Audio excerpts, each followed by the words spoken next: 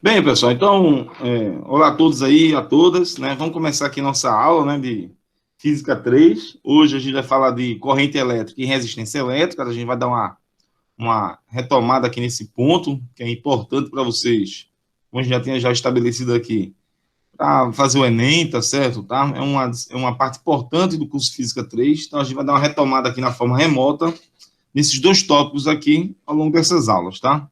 Ao longo de algumas aulas aqui, a gente vai poder falar de corrente elétrica e resistência elétrica, tá? Bom, o que é que vem a ser, então, a corrente elétrica, tá certo? A corrente elétrica, ela é um termo talvez até conhecido bastante, assim, no nosso cotidiano, tá certo? Tá? Pela questão da funcionalidade dos dispositivos elétricos e, assim, né? Podemos conhecer bem o que seria a corrente elétrica, tá? Bom, mas imagine aqui que você tem um pedaço de fio, né, de um dispositivo eletrônico, elétrico, tá? Em que você conseguisse visualizar esse pedaço de fio microscopicamente, tá certo? Então, nesse modelo que a gente está adotando aqui, tá bom? A gente vê essas bolinhas azuis, tá? Que elas representariam nesse pedaço de fio de metal, digamos que então que o material que constitui o fio é um composto metálico, como por exemplo o cobre, bastante utilizado nos fios elétricos, né, das nossas residências e dispositivos elétricos, tá? Então um pedaço de fio de cobre, ele aparece assim microscopicamente. Você tem aqui essas bolinhas azuis, tá? Eles seriam exatamente os íons dos átomos de cobre. Por que íons? Porque o cobre, nesse exemplo que eu estou dando aqui para vocês, por ser um metal, e geralmente todos os metais, eles têm uma propriedade similar a essa que eu vou descrever. Esses átomos, geralmente, eles têm aquele último elétron, chamado de elétron de valência, né? Aquele elétron mais afastado do núcleo, tá certo? Do átomo, tá? Ele geralmente é um elétron fracamente ligado. E aí o que acontece? Esse elétron fracamente ligado, ele não tem uma energia de ligação tão grande com o núcleo, tá? Inclusive, se você pensar na energia térmica de agitação dos átomos, tá? O átomo está lá vibrando, essa energia térmica às vezes é maior do que essa energia de ligação.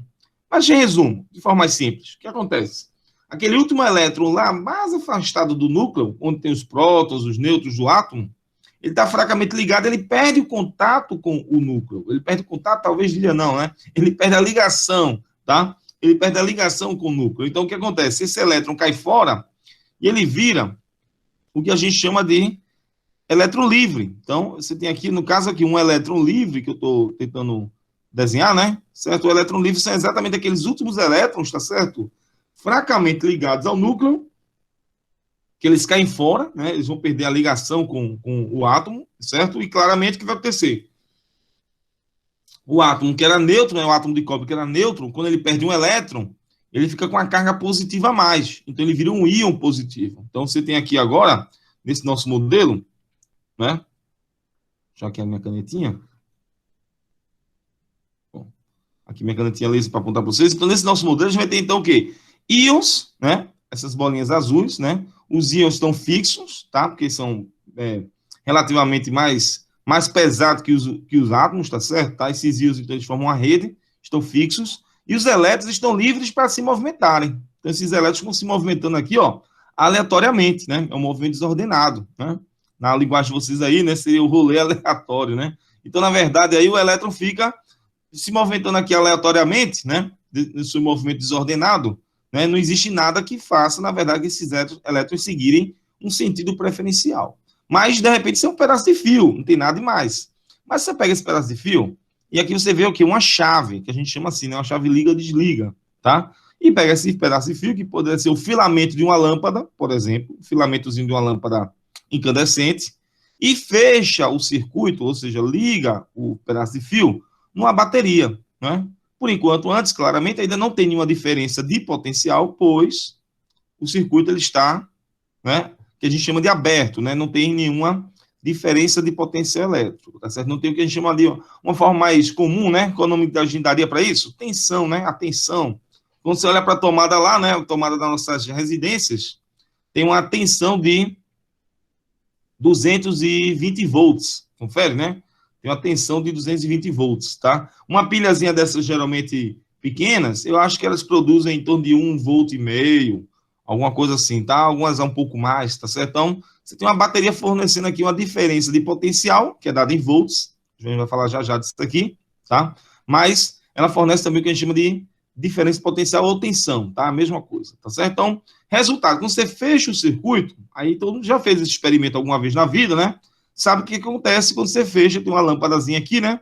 Sabe o que vai acontecer quando você fechar o circuito? O que acontece? A lâmpada acende, né? A lâmpada acende por quê? Porque passa a surgir ali dentro do circuito uma corrente elétrica, tá certo? Que é a corrente elétrica. Então, agora a gente vem uma outra figura, né? A gente tem aqui a corrente elétrica. Na corrente elétrica, o que vai acontecer agora? O circuito fechou aqui, ó, já está estabelecida a chave, ó, e os elétrons, pessoal, aquelas bolinhas amarelas, né? Certo?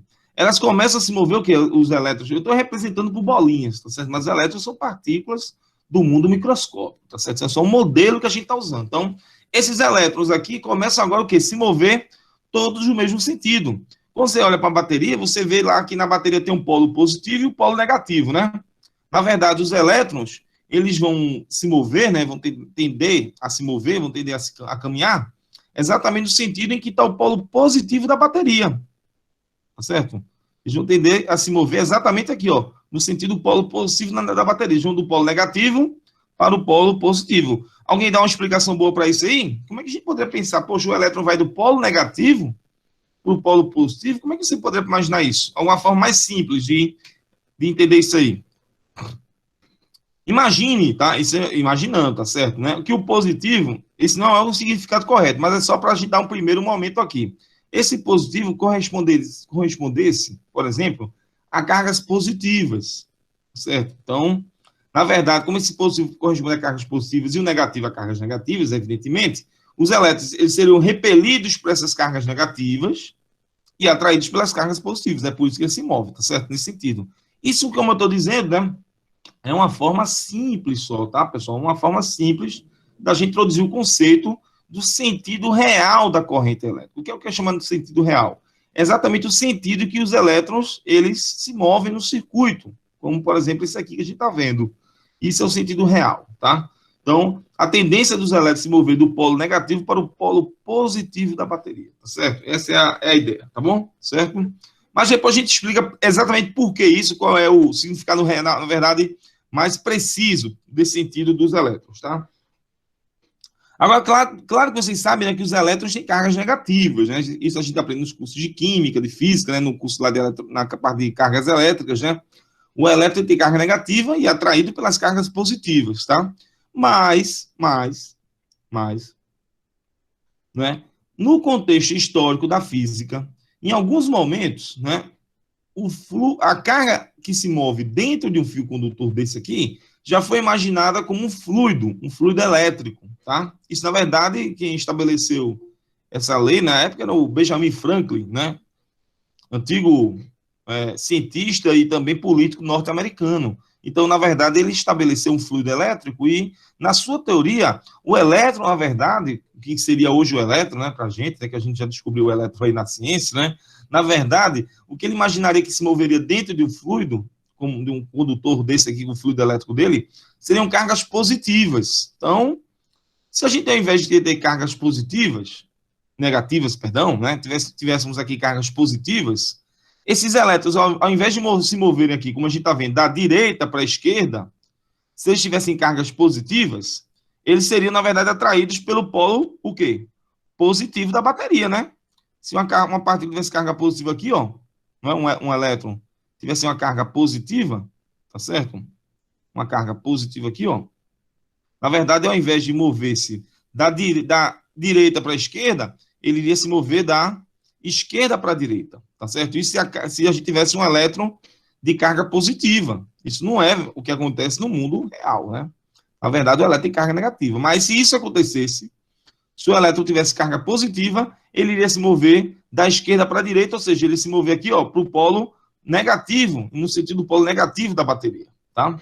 Esse sentido, por incrível que pareça, é o sentido que a gente utiliza para estudar a chamada eletrodinâmica, o movimento de cargas. Então, por isso que a gente vai, na verdade, né, trabalhar muitas vezes com o chamado sentido convencional da corrente elétrica, tá certo? O sentido convencional da corrente elétrica É o sentido como se os portadores de carga, né, tivessem essa carga elétrica deles, né, negativo, ó, positivo, tá certo? Para falar a verdade, é o seguinte, ó, quando a gente tem uma carga negativa se movimentando no sentido, tá? Uma carga negativa se movimentando no sentido, velocidade, digamos aqui, colocar uma velocidade v, tá?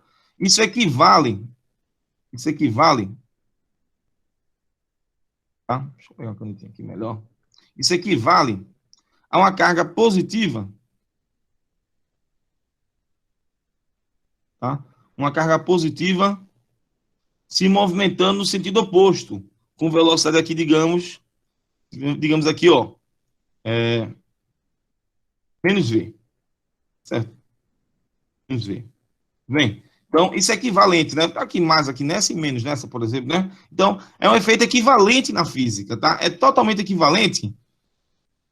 A gente tem uma carga negativa se movimentando para um sentido, equivalente, tem um efeito equivalente numa carga positiva se movimentando no sentido oposto, tá certo? Então, por isso que, na verdade, esses elétrons indo da direita para a esquerda equivale a uma carga positiva idêntica indo da esquerda para a direita, certo? Então, é totalmente equivalente. Isso que a gente chamaria de quê? De sentido quê? Convencional da corrente, tá certo? A gente vai trabalhar muitas vezes com o sentido convencional, tudo bem? Então, para finalizar esse slide aqui, né?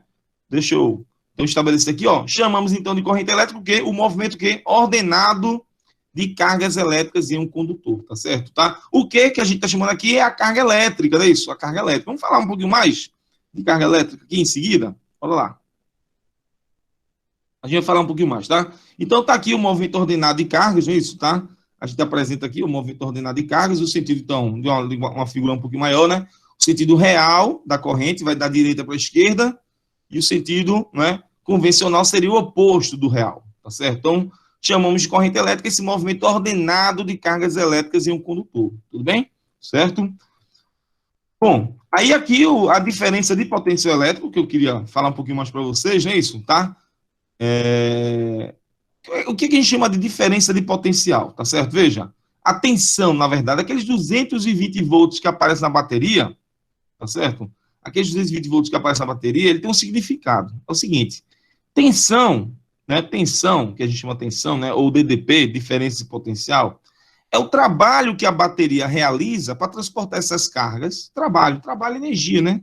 Você pega um objeto, você quer levantar um objeto, né, tipo uma caixa, aí você realiza trabalho para transportar aquela caixa, não é isso? Trabalho que é uma forma mais simples, né? Força vezes deslocamento, não é isso? O trabalho realizado é a energia que você desprende para, geralmente, o quê? Realizar algum movimento de algum objeto, não é isso? Então, esse é o trabalho, de forma mais simples, né? Trabalho seria força vezes o deslocamento que você aplicou naquele objeto, tá? Então, essas cargas, também, queira ou não, elas estão recebendo forças elétricas, né? Que fazem com que essas cargas sejam deslocadas.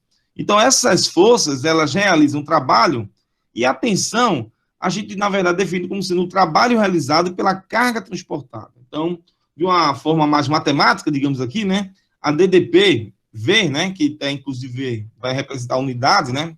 Da DDP ou da tensão, é o trabalho, que a gente usa aqui a letra W, que vem do inglês, né? O work, né? Tá certo, né? A gente está usando isso aqui, né? E o delta Q, que alguém perguntou para mim, é o quê? Aquela carga elétrica transportada. Carga elétrica medida em quê? Em coulombs. Então, o resultado aqui é o seguinte, ó. A DDP a gente mede em volts. O trabalho, a gente aprende isso nos cursos de mecânica, que ela é medida em joules, né? O trabalho é medido em joules. E a carga elétrica é medida em coulombs, tá certo? O resultado, 1 volt, a gente chama assim, né? 1 volt equivale a 1 joule por coulomb, né? Então, 1 volt aqui, ó. A gente chama de 1 volt. É igual a 1 joule por 1 coulomb, tá? Coulomb que é a medida de carga elétrica. Show de bola? Alguma pergunta aí? Aí, veja só. Aí, o que eu vou falar aqui agora? Aí, aqui na tensão, na nossa casa, tem um valor lá de quanto? 200 e o quê? E 20 volts. Isso quer dizer o seguinte, é que você paga, você custa, né, de energia, né? 220 joules de energia que você desprende, né? Se gasta energia para fazer isso, né? Para mover cada 1 coulomb de carga. Na verdade, 1 coulomb de carga envolve muitos elétrons, né? Tá certo? Para você mover 1 coulomb de carga, você precisa mover muitos elétrons. Só lembrar da carga elétrica elementar, que é a carga do elétron. A carga elétrica elementar. Alguém sabe para mim aí quanto é que vale? Alguém diz aí no áudio? Quanto é que vale aí? A carga elétrica elementar?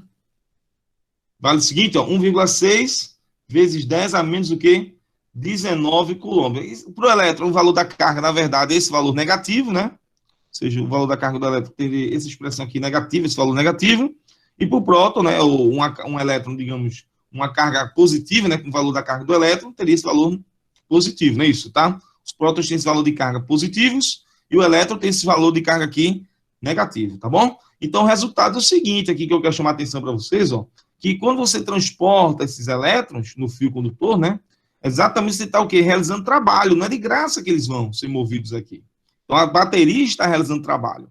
Então, a DDP, ela representa exatamente o quanto de trabalho é realizado por carga transportada. É tanto que, se você quiser pegar essa expressão aqui, ó, você ainda pode reescrever assim, ó, essa expressão, ó, que o trabalho para transportar as cargas,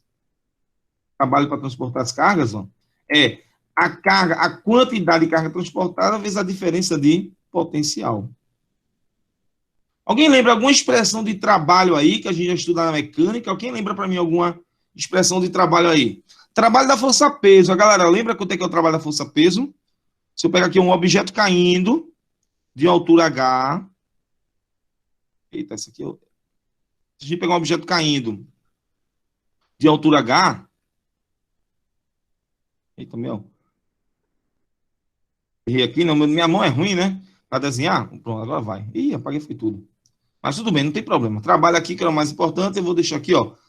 Delta Q vezes V, né? Mas agora eu quero pegar o seguinte, eu quero pegar um objeto caindo de altura H. Bora lá. Né? Quem lembra aqui para mim, ó? O objeto está caindo de altura H aqui, ó.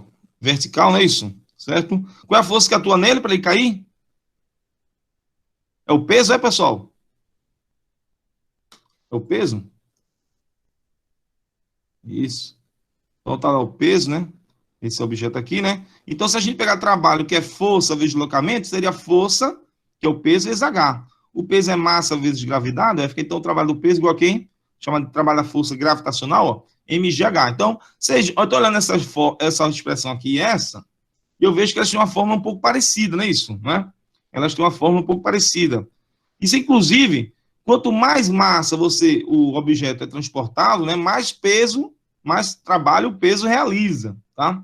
Mais trabalho o peso realiza. A mesma coisa aqui, ó. Quanto mais carga você transporta na bateria, né, quanto mais carga vai passando pelo fio, mais trabalho é realizado. Isso no frigir dos ovos significa o que para a gente? Mais trabalho realizado?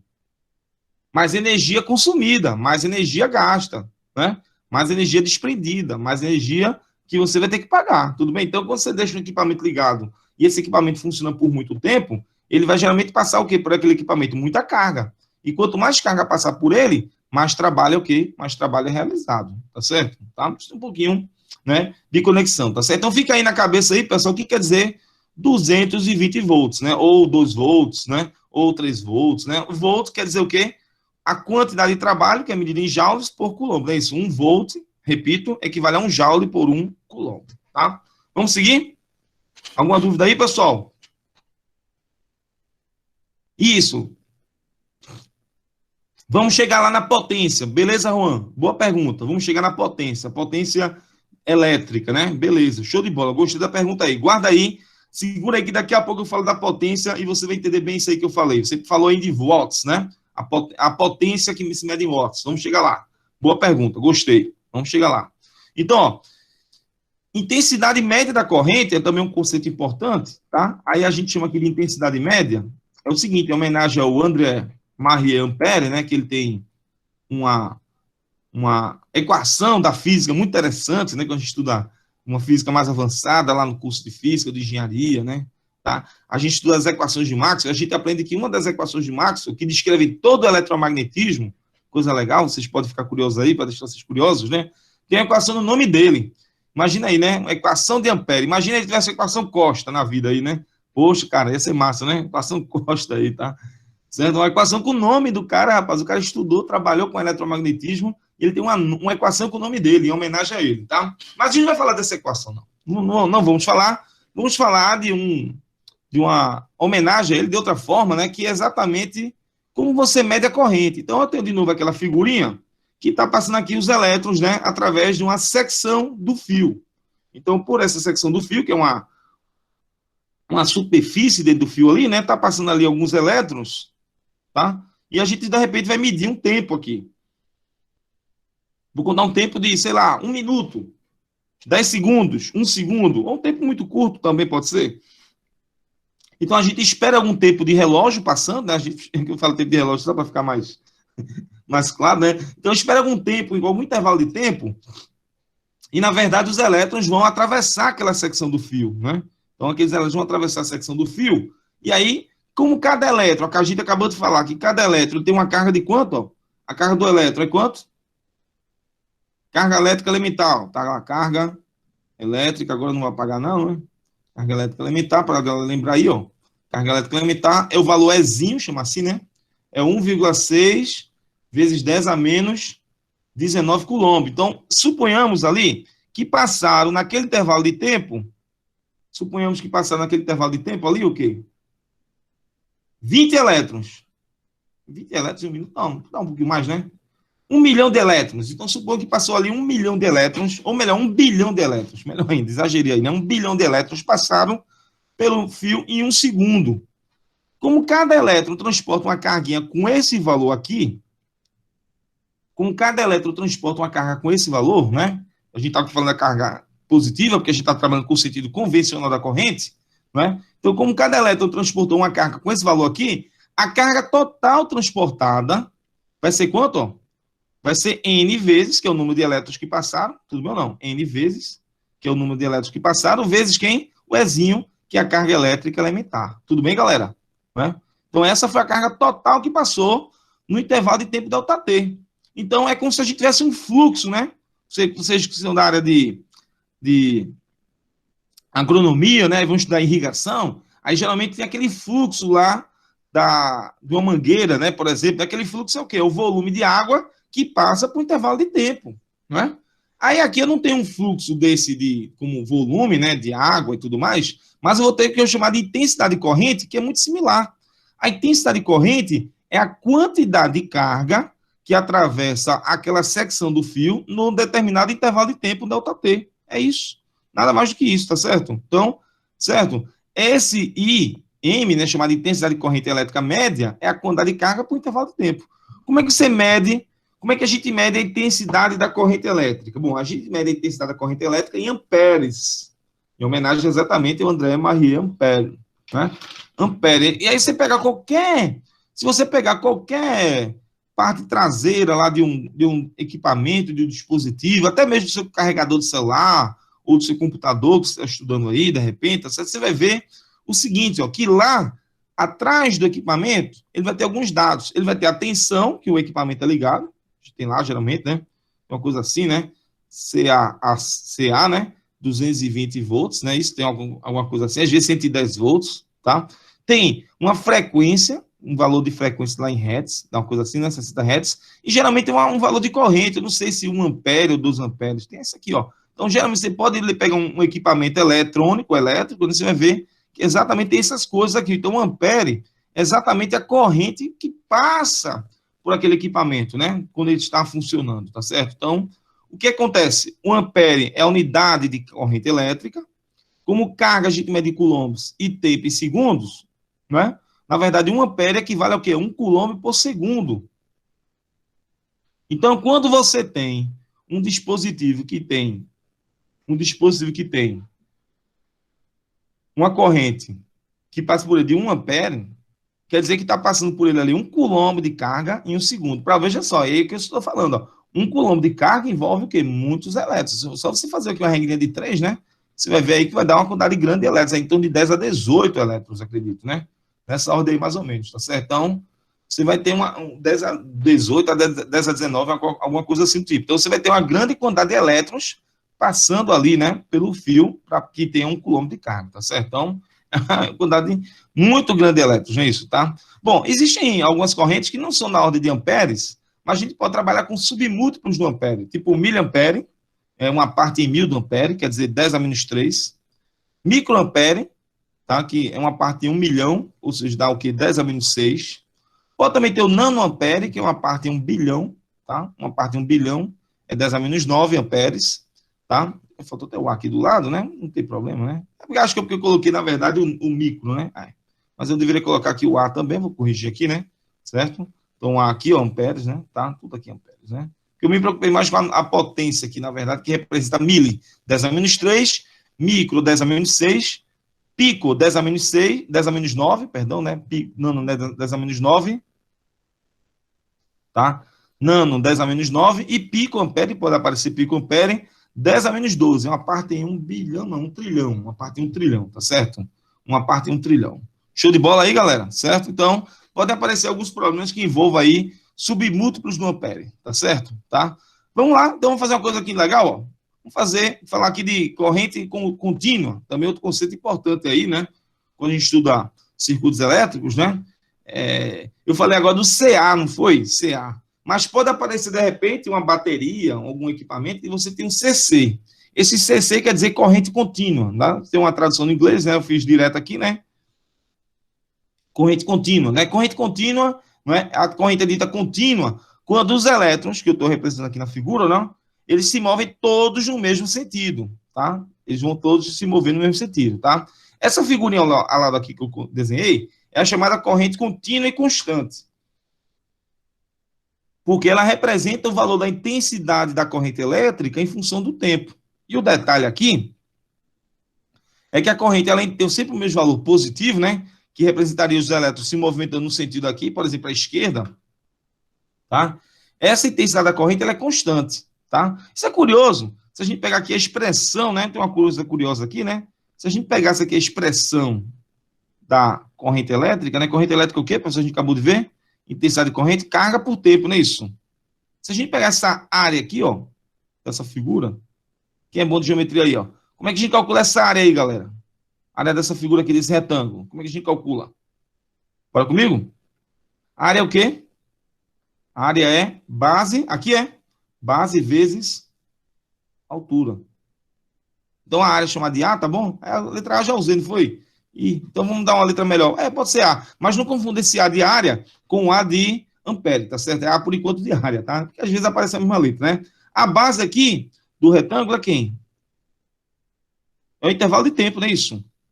É o T2 menos T1, que é o ΔT. Então isso aqui vai dar o ΔT, que é a base, né? E a altura é quem? É a corrente elétrica. Mas se você lembrar bem, a corrente está ali do lado, ó, aqui do lado. A corrente é quem? Carga sobre tempo. Então, se a gente simplificar aqui, ó, tempo e tempo, esse tempo e esse aqui, ó, fica então que a área ali daquele gráfico é exatamente igual à quantidade de carga que passou pelo fio. Tá? Isso pode valer para a área de um retângulo, mas também pode valer para outros tipos de problemas, tá certo? Outros tipos de problemas, tá bom? Certo? Então, esse tipo de corrente contínua, voltando aqui, né? Corrente contínua, deixando aqui a matemática um pouquinho de lado, essa corrente contínua geralmente é corrente que aparece em baterias, pilhas, tá certo? São correntes, são fontes geralmente com tensões, né, constantes, eles geralmente produzem essas correntes contínuas, né? Na nossa rede elétrica, que a gente utiliza, a gente está usando aqui para fazer essa aula hoje, né? O tipo de corrente é um pouquinho diferente, é a chamada corrente alternada, tá? É a chamada CA, tem uma tradução no inglês, né? Certo? É o CA, corrente alternada, tá? Bom, na verdade não tem tradução, não. Seria AC, né? Tradução em inglês, né? AC, se fosse ali a corrente alternada, né? AC, tá bom? Então, essa corrente aqui é um tipo de corrente que o elétron, na verdade, a corrente alternada é um tipo de corrente que o elétron agora, ele fica oscilando para frente e para trás, tá certo? Esse tipo de corrente, geralmente, ela é devido à produção na qual essa corrente é feita, né? O tipo de produção. A gente utiliza para produzir energia elétrica, aqui bastante no Brasil, né? Boa parte da energia é produzida por meio das represas, né? Ou usinas hidrelétricas, tá certo? Tá? Onde você tem geralmente um reservatório de água, não é isso? Tá? Isso cai bastante no Enem, né? Isso é bastante cobrado no Enem, tá? Então você tem um reservatório de água que ele armazena aqui a chamada energia potencial gravitacional. Aí quando você abre esse reservatório, né, a água, ela devido à gravidade, ela tem um movimento de queda, né? A água cai e na sua queda, ela transforma energia potencial gravitacional em energia cinética. A energia cinética da água em movimento, ela gira essas turbinas, e as turbinas, elas têm dentro delas um campo magnético, tipo um ímã. Isso aí o pessoal gosta muito de chamar de dínamo, né? Ou dínamo, talvez. Quem anda de bicicleta, às vezes, coloca isso na bicicleta, um dínamozinho, e quando você vai pedalando, às vezes a lâmpada acende, tem uma lâmpada que acende. É exatamente o seguinte, de forma mais simples. É uma espira, tipo um retângulo condutor, que você pode girar dentro de um campo magnético, tá certo? Dentro de um ímã, seria isso, tá? Seria uma espira aqui, que você coloca aqui, ó, uma espira, digamos, retangular, que você coloca dentro de um campo magnético, de um ímãzinho, com polos, chama aqui, ó, polo norte e polo sul do ímã, tá? Aí você gira essa coisa aqui, ó, você gira essa bobina, então quando gira essa bobina, é uma coisa bem interessante, né? Tem uma bobina quadrada, né? Aí quando você gira isso aqui, curiosamente surge o que a gente chama de uma corrente elétrica induzida aqui, ó, né? Esse fenômeno é chamado a lei de Faraday, lei de indução de Faraday, tá certo? E é a produção da corrente elétrica. Então é um ímã grandão que tem aqui dentro, para falar a verdade ali, é um ímã grandão que tem ali dentro, tá certo? Esse ímã, então, dentro, né, é um ímã grande, tem a bobina também, né? Então, quando você gira aqui essas bobinas, você faz girar aqui essas bobinas pelo movimento da água dentro do ímã, e aí produz a corrente elétrica. E a corrente elétrica que surge no processo da indução eletromagnética de Faraday, ou lei de Faraday, né? É exatamente a corrente alternada, que esses elétrons ficam indo e voltando, tá? Então, se a gente fosse agora representar a corrente elétrica que a gente tem nas nossas residências, a corrente elétrica seria dessa forma aqui, ó. Seria uma corrente alternada, ela fica oscilando, os elétrons indo e voltando, vai e vem, ó. Então, vai e vem aqui de elétrons. Show de bola aí, galera, né? E, curiosamente, a frequência, né? Que tem a ver com o quê? Frequência, a gente aprende bem frequência, né? Frequência é número de repetições, né? É número de repetições.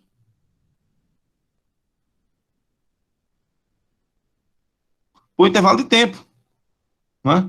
Então, quando a gente fala que a frequência é de 60 Hz, na verdade, vou fazer aqui no cantinho, 60 Hz quer dizer que eu tenho 60 ciclos por um segundo, ou seja, o elétron fica indo e voltando o quê?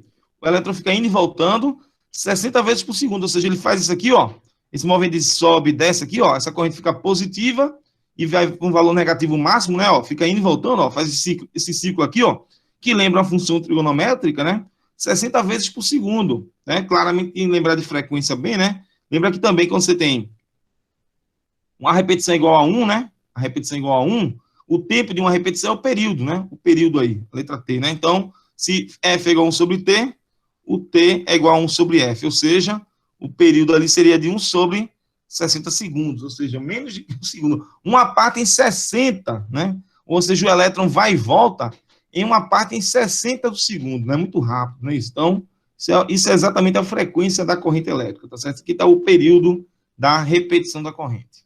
Show de bola aí, galera? Vamos lá seguir? Então, essa é a corrente alternada, tá? Agora, não se preocupe muito com isso, com corrente alternada, porque, na verdade, muitas vezes, a frequência é muito rápida, né? Como vocês estão vendo aí, né? Essa frequência é muito elevada. Se você pega uma lâmpada incandescente, seria uma coisa estranha, né? Você pensa, pô, pega uma lâmpada incandescente, então, em alguns instantes, como esse aqui, ó, que está circular, em alguns instantes de tempo, esses aqui que eu estou mostrando, a corrente seria nula, né? Já que a corrente ela fica oscilando, né, para frente e para trás, né? A corrente é nula. E mesmo assim a gente não vê uma lâmpada apagada, né? Certo? É porque na verdade isso é muito rápido, né? 60 Hz, pessoal. 60 Hz. 60 Hz é muito rápido. É 60 vezes por segundo que o elétron vai e volta. Então não dá para a gente acompanhar, né? Então em lâmpadas incandescentes essa frequência ela foge da percepção dos olhos, não é isso? Também, além disso, tem a questão, muitas vezes, que existem retificadores de corrente nos circuitos elétricos.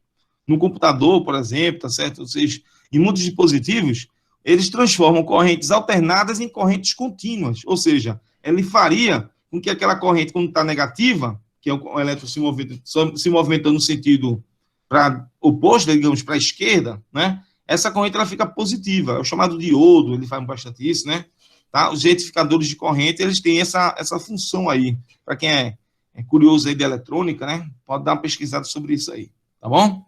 Vamos seguir, tá? Outra propriedade importante da corrente elétrica é a questão da equação de continuidade, né? Ou lei dos nós, não é isso, tá? Tem uma coisa assim do tipo, tá? A lei dos nós, né? Que é o seguinte, quando você vê uma corrente elétrica aqui, como essa que eu estou mostrando, né? Ela está chegando no nó, o que é o nó? O nó é em conta de fios.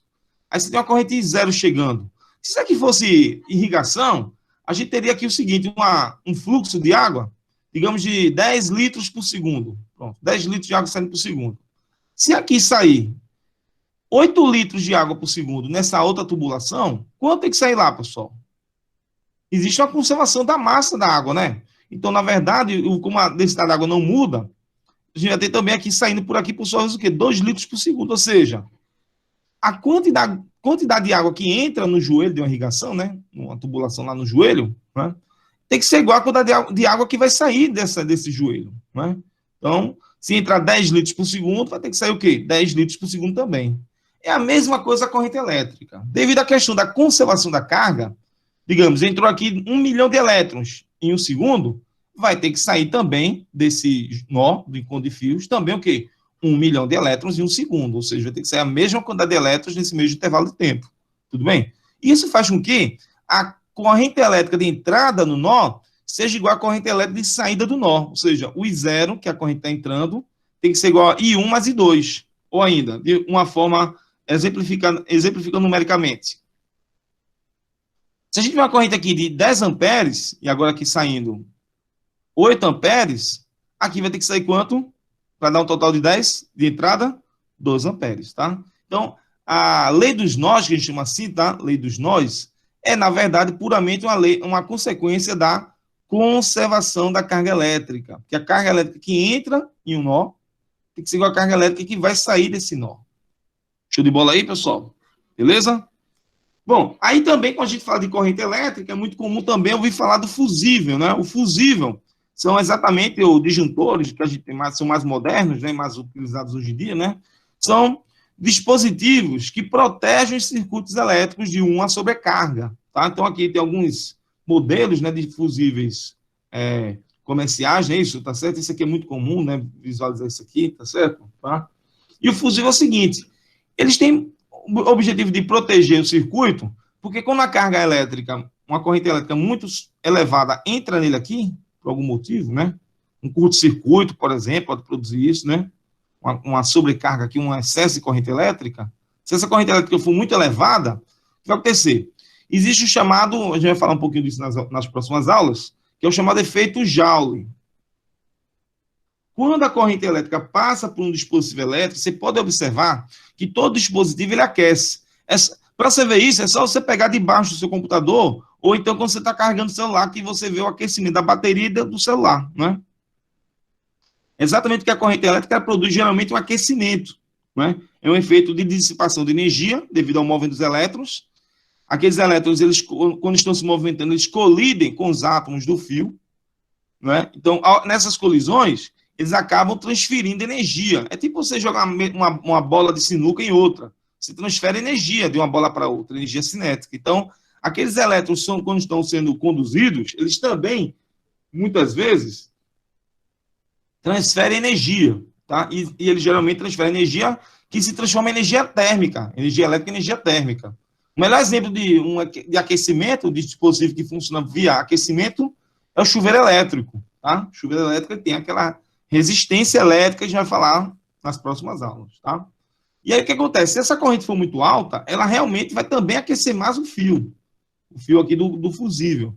E esse fio, geralmente, ele é feito de um material de baixo ponto de fusão, tem um ponto de fusão baixo, ou seja, isso quer dizer que ele facilmente ele pode ser derretido, né, digamos assim, né, uma linguagem mais comum, né, derretido ou fundido, né, o fio ele vai derreter ali, né, ele vai quebrar, então no que ele quebra, se a corrente for muito intensa, deixa de ter um caminho para os elétrons passarem e aí o circuito volta a ficar em aberto, né, então o fusível é isso, ele protege, né, os dispositivos do circuito por ter um ponto de ser um metal de ponto de fusão baixo, em que facilmente, se a corrente for muito alta, né, ele vai queimar, né, ele vai queimar, que a gente diz, quer dizer o quê? Que ele fundiu, né, ele fundiu, ele derreteu, tá certo? Foi isso que aconteceu aí, tá?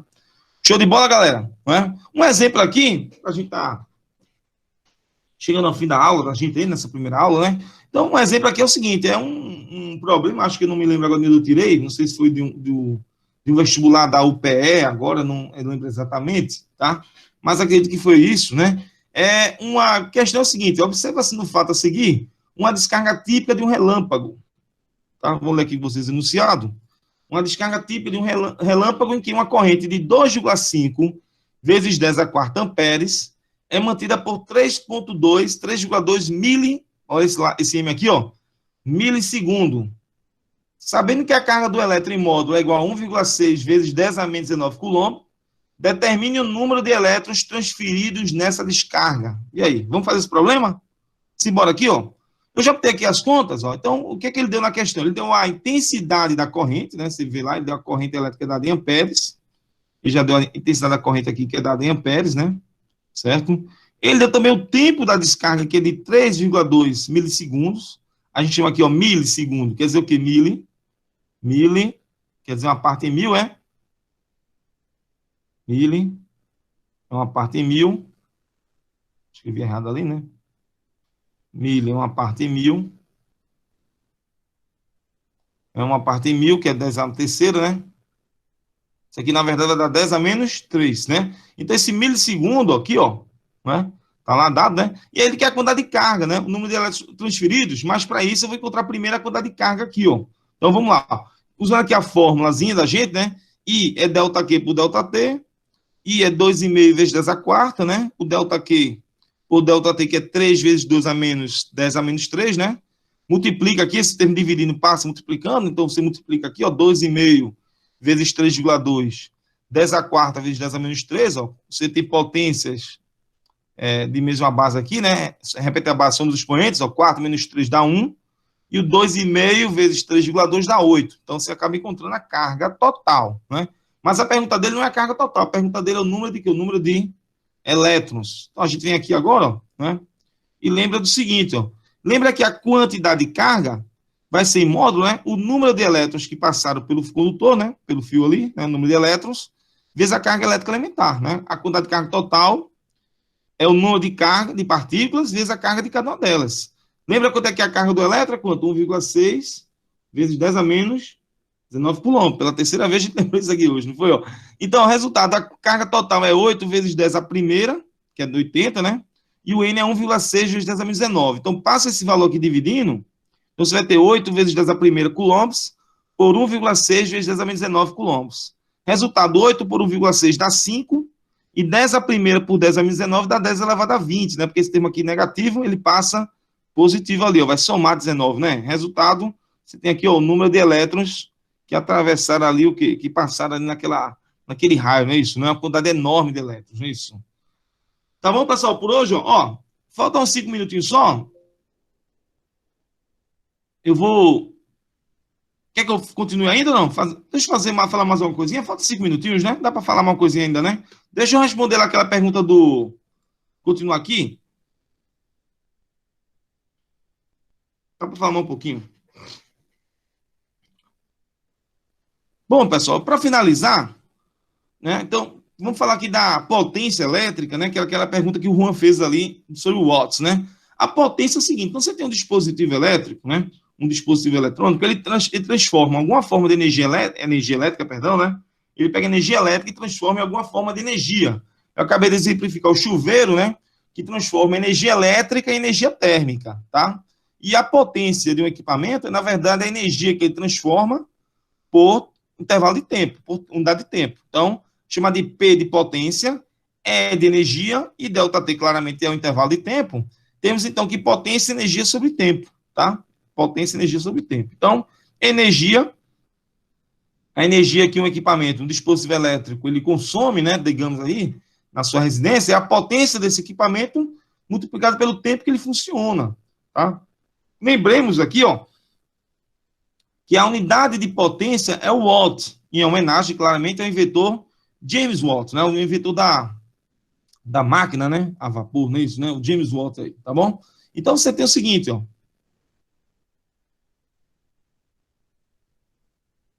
Então, a unidade de potência aqui, a unidade de potência é o watt, né? A unidade de potência é o watt, né? Então, em homenagem então, ao inventor James Watt, a gente vai dar a letra W, né, para ele aí, né? Para a unidade de potência, não é isso, tá? Então, a unidade de P, né? É a unidade de energia sobre a unidade de tempo, né? A gente já está usando aqui a chamada análise dimensional, né? Então, a unidade de P é o watts, chamar assim o watts, né? Vai ser exatamente 1 joule por segundo. Então, quando você tem, digamos, uma lâmpada aí de 60 watts, quer dizer que ela tem uma potência de 60 watts, quer dizer o seguinte, ó, quer dizer que ela transforma 60 joules de energia elétrica, 60 joules de energia elétrica, em energia, digamos, térmica, né, para aquecer o filamento da lâmpada, por segundo. É isso que tem a potência, quer dizer isso, né? Chuveiro elétrico tem potências altas, uma potência de um chuveiro de 1000 watts, por exemplo. Então, é outro exemplo. Ele transforma 1000 joules de energia por segundo. Show de bola? Tranquilo? Beleza? Como é que você pode usar isso para poder calcular a conta de energia, né? Que energia da gente, que a gente paga na CELP, né? CELP, outra empresa de energia elétrica, né? Fazendo aqui a propaganda, né? É o quilowatt-hora, não é isso, né? É assim que a gente paga a conta de energia, né? O KWH, não é isso, né? Que às vezes é um tormento para a gente aí, né? Essa conta de energia cara. Então vamos lá. O E, que é o P delta T, a gente vai fazer o seguinte, ó. Se ao invés de usar potência em joules, tempo em segundos, eu usar potência em joules não, pessoal. Ô, besteira minha aqui, ó. Viajei, ó. Vai ser errado assim mesmo, não tem problema não. Vai lá. Se eu usar potência aqui, potência em watts, tempo em segundos, eu encontraria a energia em joules, como a gente acabou de ilustrar, né? Mas se eu usar a potência em kilowatts, o que é um kilowatt? Um kilowatt é, na verdade, o que? São 1000 watts. Tipo o chuveiro elétrico, eu acabei de ilustrar aquele chuveiro elétrico de potência 1000 watts, na verdade tem uma potência de 1 kW, né? Se você colocar a potência em kilowatt e o tempo de funcionamento em horas, mesmo que seja em minutos, você pode converter em minutos para horas, né? Tipo um banho. Um banho de 15 minutos, que é um banho muito longo, né? Um banho de 15 minutos, na verdade é um banho de 1 hora, né? Um quarto de hora, para falar a verdade. 1 hora não. Um quarto de hora, né? Se você lembrar bem aí de frações, né? 1 hora tem 60 minutos, né? 15 é um quarto disso, tá? Ou seja, seria então 0,25 horas aí, né? Show de bola? Então, ó, a energia tá aí, ó, é potência vezes tempo, tá? Então, se você colocar a potência em quilowatts e o tempo em horas, você vai ter energia em quilowatt-hora. Então, show de bola?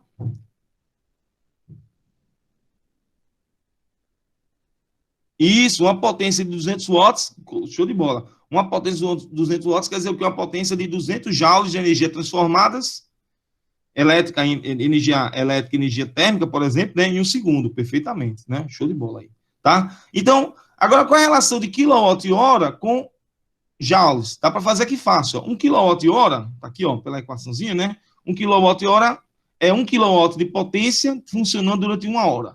Como quilowatt hora, eu posso escrever que 1 kW são 1000 watts e 1 hora são 3.600 segundos. Então, eu tenho que 1 kWh dá 3.600.000 joules, multiplicando aqui, não é isso? 3.600.000 joules, né? Seria essa unidadezinha aí, tá bom? Se a gente quiser colocar uma notação científica, seria o quê? 3,6 vezes 10 a sexta joules. Beleza, galera? Acho que tá bom por hoje, né? Acho que agora sim a gente pode encerrar aqui, né? E continuar na próxima aula, falar de resistência elétrica. Na próxima aula, a gente fala então de efeito Joule e resistores, tá?